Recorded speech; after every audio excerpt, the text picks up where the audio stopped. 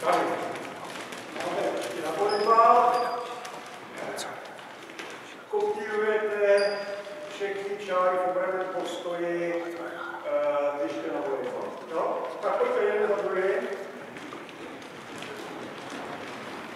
Tak. Ano. Dobrý, stačí ke středový čáře. Vidíte to, jak je hodnej pan docent, ale. Neskákat. Nezery. To je ono, nice, yes. Dělali takový to. Míč. Pojď. Na zem, ne? Je ten čtverec takový. Bude za to. Co ten? Tady jsou dvě možnosti provedení. Pořád je to obrana. Já jsem to vymyslel. Budeme dělat.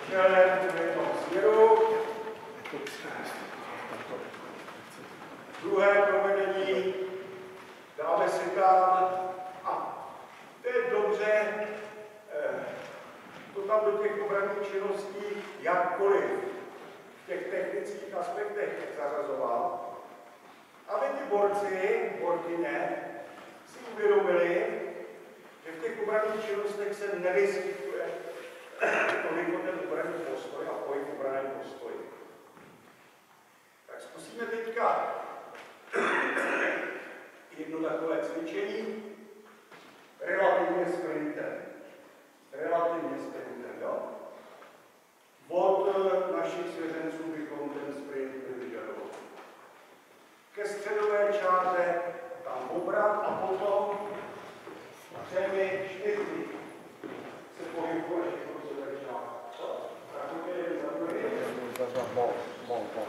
To je jedno. Obrat. Stop. Obrat. Tak. Jde. Obrat.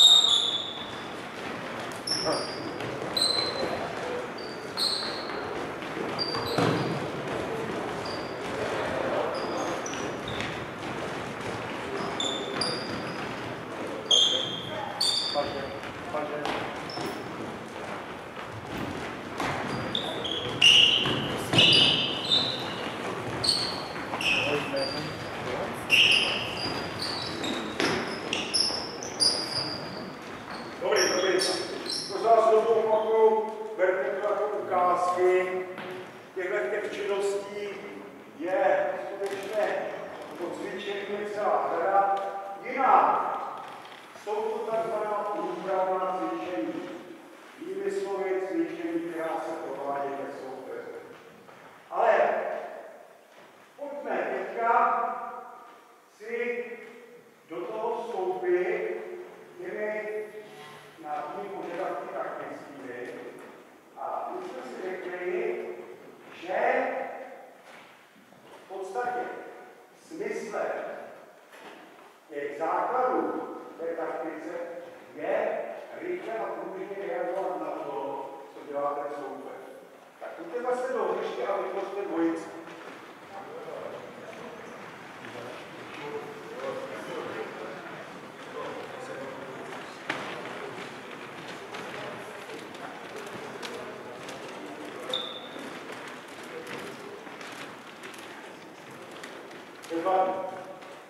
Tak v těch dvojicích, ano? Nemá dvojce, když by nevadilo v trojce. Zabíhat je jenom jeden. Možná všichni znáte ten pohyb za vodičem, či za vodičkou. Čili hráčka stojí před tou druhou hráčkou nebo před tím druhým hráčem, proveďte. Zhruba ten odstup je na předpažený.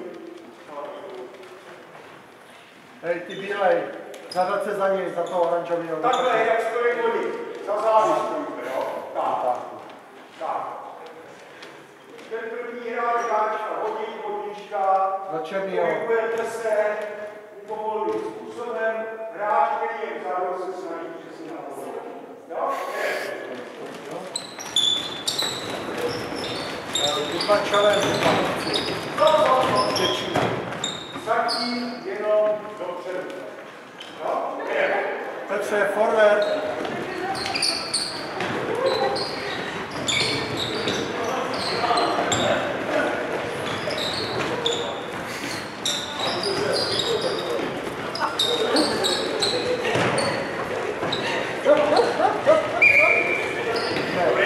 To bych je zabil. Teďka, zabij. Tak to je přesně to, když nás něco nebaví, tak si to začneme trošku zpříjemňovat, ale nebojte se, pro nás to za chvíli bude bavit. Vyměňte se, druhý stupeň obtížnosti je, že ten hráč vpředu se může zastavit. A pozor, na to zastavení naváže zase pohybem vpřed. Jede. Musím to nechat sečerat, jo? Nesmí to bez divoky, jo? Musím nechat, aby mohli reagovat. Na krátkou chvíli zastavit. Jo? Aby jeho jsme donutili nějaké odpovídající činnosti. Jo? Tak je.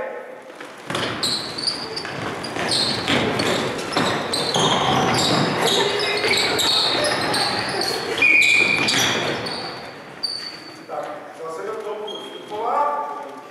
Mnozí z vás na to přišli, že chci zastavit a nepřepadávat dopředu, tak se musím snížit. Jo? Jakmile tam bude pokus o zastavování na napjatých nohách, tak budu přepadávat dopředu a ztrácet rovnováhu. Tak zkuste.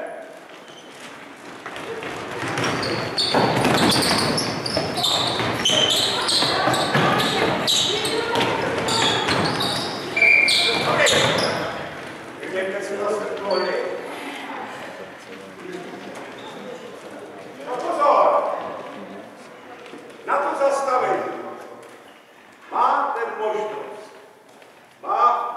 ten vodič navázat buď pohybem vpřed, anebo pohybem vzad. Ne. No.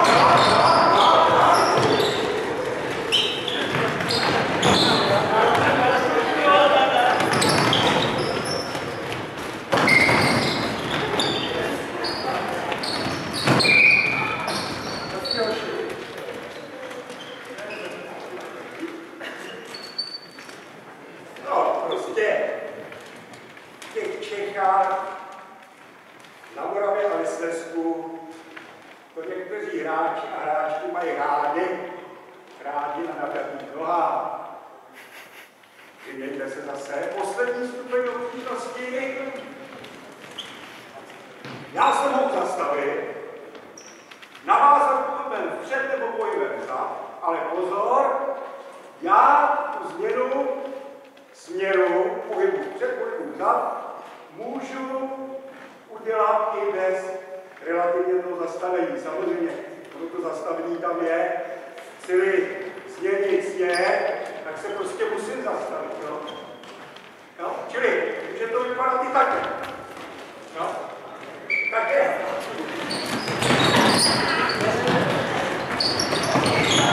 A je tam ten stop time. Tam je ten stop time. Nemusí tam zastavit rovnou. Ne, to nepokryje. Nešil, jenom dopředu. Nahrává se to. Jo. Nahrává se to. Ano. Nahrává se to. Že si to pak můžou prohlídnout, tak to dělají. Dělali to blbě. Ne. Třikrát chválit, jednou. Já vím. Tak. Obdobné cvičení. Ale postoji čelem k sobě. A pozor. Bude to svou stranou šikmo se změnama směru. Ano?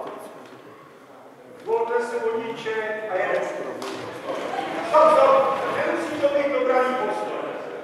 Jedeme.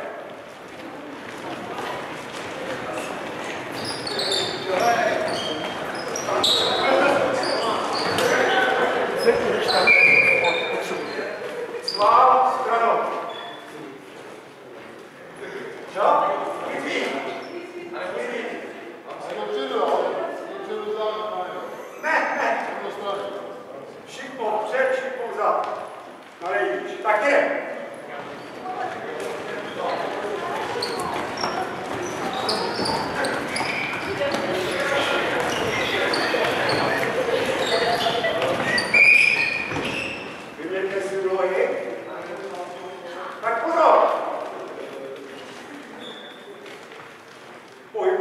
takhle.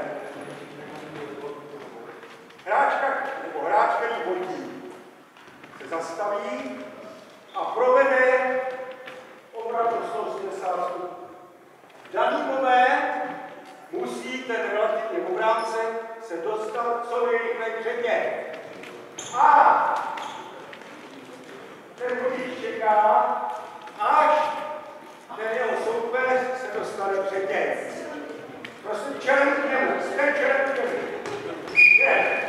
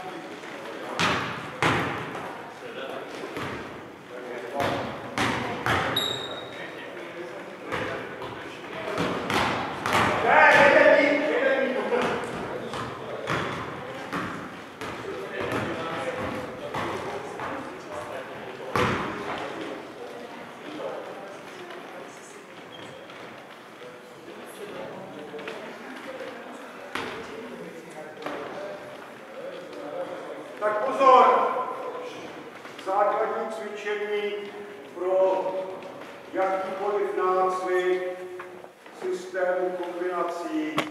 Jakmile dojde ke ztrátě míče, hra se přerušuje, vyměníte si úlohy a zase se začíná z toho původního rozestavení. Hráč bez toho rozestavení má míč. Tak, souběžně si dá hodně. Pokyn pro útočníky,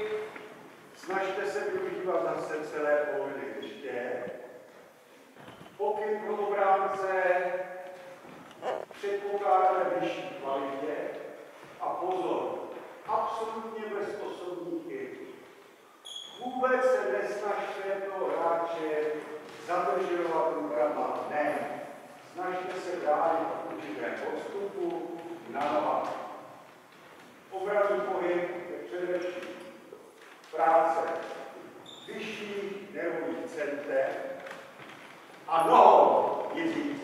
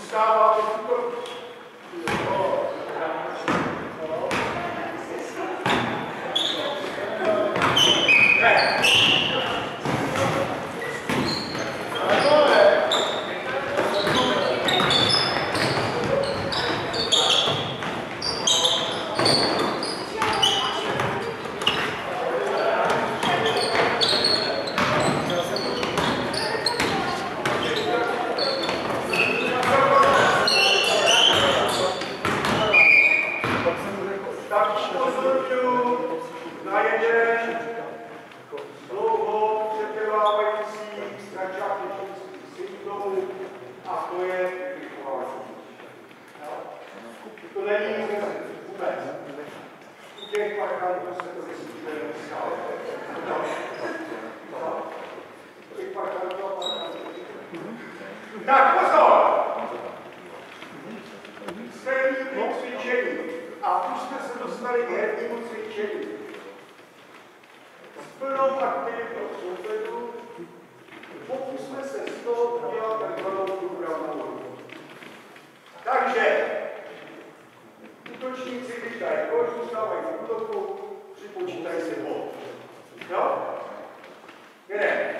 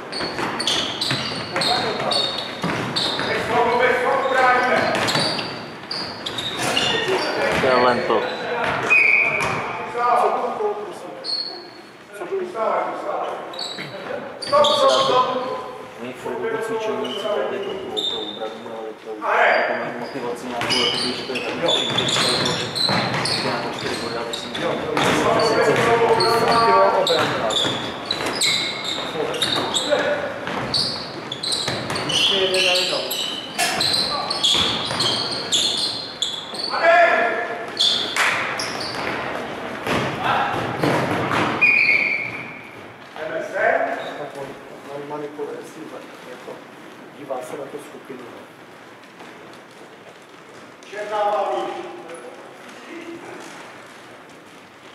Tak pozor, jenom zase, rozestavení, klidně můžeme tady začít trošku dál, jenom drobné upozornění na to, co dělají dlouhé přihrávky. Že víceméně jsou nejčastějším zdrojem ztrát míčů. No. Obránci se snaží bránit bez osobních. Vůbec se nesnažte ty soupeře kontaktovat, bránit v pohybu. Snažte se ubránit a Mě nechce zastavit. Rozlišení. To americké den. A pořád bílá, stejně. Jo, to je.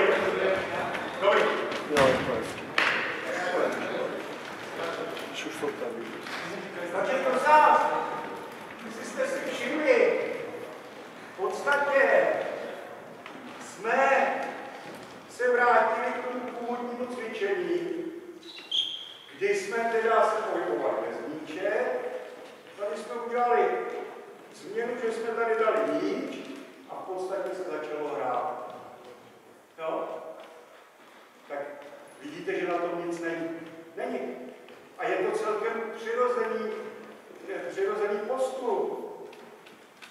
A chceme ty hráče motivovat, tak s tou uděláme opravdu hru. Prostě přidáme k tomu bodování, hodnocení. Proč myslíte, že tam zdůrazňujeme ty 4 body za ten body? No je to. Abychom zesílili snahu i ty obrany. Jo? Tak. Pojďme si teďka ukázat další možnosti toho přenosu. Tak v těch budoucích, jak jste, nebo jste byli, vemte si každá jenom. Ale se líbí právě metodické které podložení jako vybere pro frekventanci. Jste po celé ploše tělocvičny, máte kolem sebe dostatek místa. Něco je na ní, ale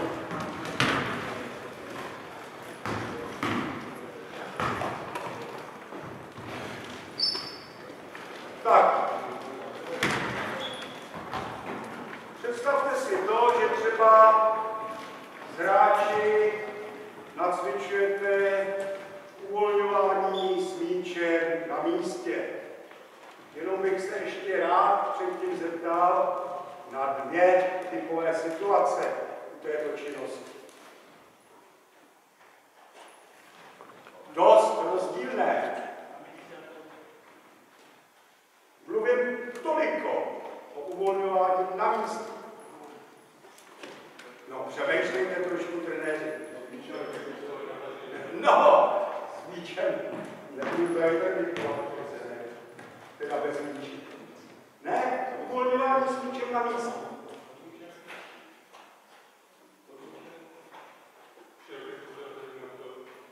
Dvě typové situace. Přemýšlejte, Jezus Mária, Pontiose, jak se říká v tom fraze. Útočník může zahájit dribling, útočník nesmí zahájit dribling. To je dost podstatný rozdíl. Protože může-li ten útočník zahájit dribling, tak víceméně ty takzvané obrátky získávají povahu, nebo mohou získávat povahu hlavní pohybu. My teďka spíš nám půjde o to, o tu druhou situaci, že ten útočník už zahájil, už ukončil dribbling, nesmí pokračovat. Hráči s míčem si na místě vyzkouší několik obrátek před a vzad. Proveďte. Co takovými obrátek? dribbling. No dribbling. No takzvané obrátky.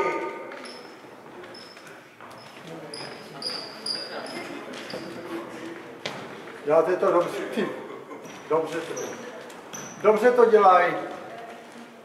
Tak, Ne, ježiš, tam se točí. pokusím se ukázat. Nižší postoj, ta obránka se dělá přes špičku obrátkové nohy. Mám možnost provedení zad, alebo před a v různém rozsahu. Nejčastěji je to 90 stupňů nebo 180 stupňů. Pozor, ty obrátky se provádějí razantně. Jakmile dokončím tu obrátku, zase jsem na plných chodidlech. Se snahou přenášet hmotnost jedině do špiček. Jo? Tak je. Razantně. Hop! To je ono. Vyměňte si. Červený. Jasně.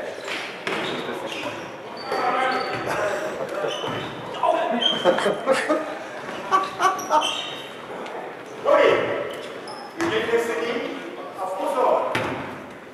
Přidáme si k tomu obranu, čili uděláme si z čeho zase herní cvičení. Obránci nebudou faulovat. Budou se snažit, ale jít proti míči. No? Je, zatím bez dalších výkresky.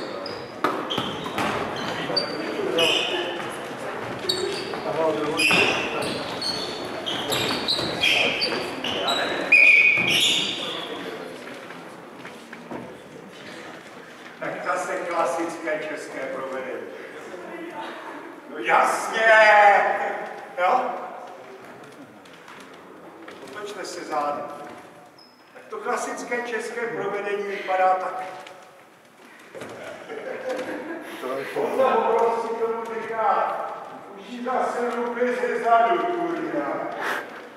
Tak ne, ta aktivita té obrany je být neustále proti míči, čili jestliže udělám obrátku, tak já se snažím obrubit. Tak, to je ono, jede, no. Atakuj míč. Jasno.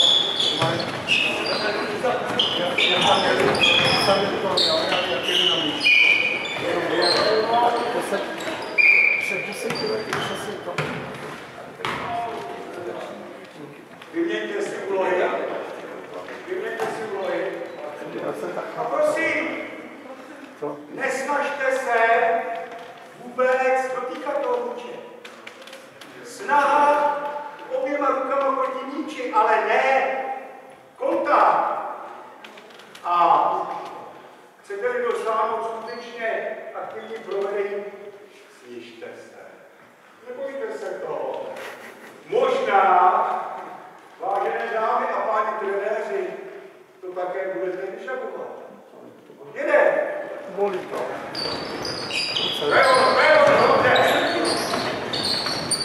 Dobře. Sníhat tak. Na lebro.